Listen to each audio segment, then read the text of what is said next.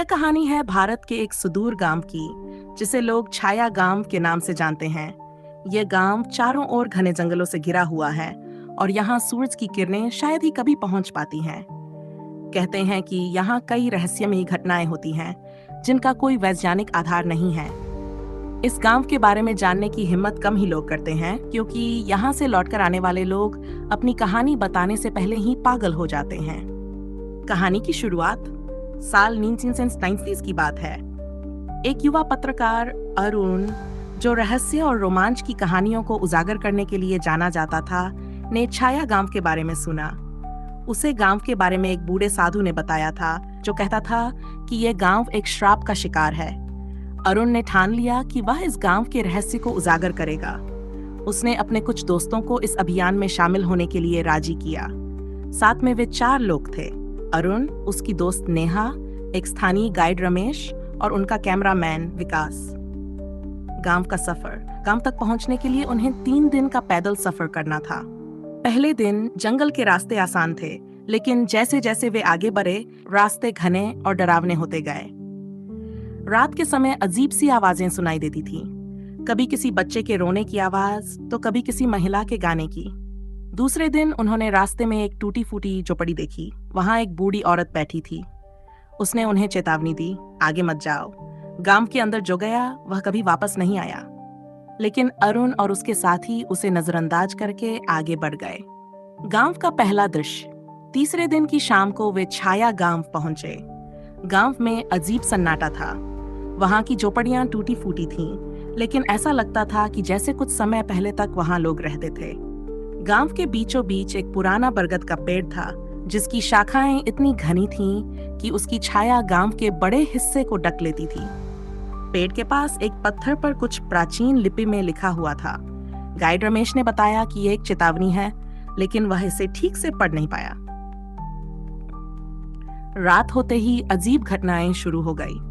गांव में हल्की हल्की रोशनी चमकने लगी, लेकिन उसका कोई स्रोत नजर नहीं आया।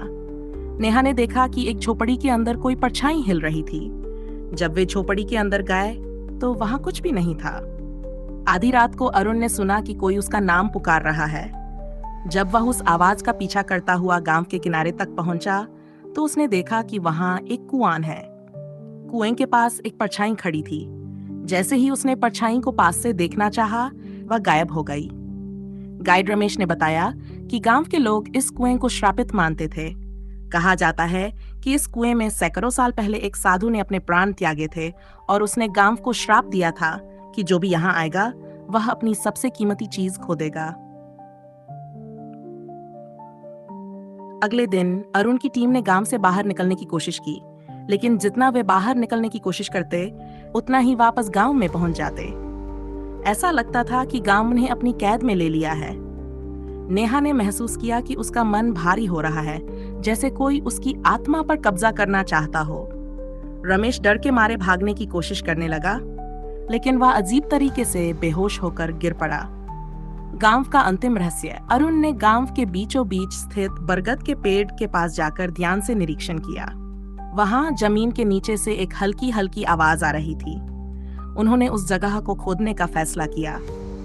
जब उन्होंने जमीन खोदी, तो वहां से एक पुराना लकड़ी का संदूक निकला। संदूक के अंदर एक प्राचीन तावीज था। तभी एक काली परछाई सामने प्रकट हुई। वह परछाई साधु की थी, जिसने गांव को श्राप दिया था।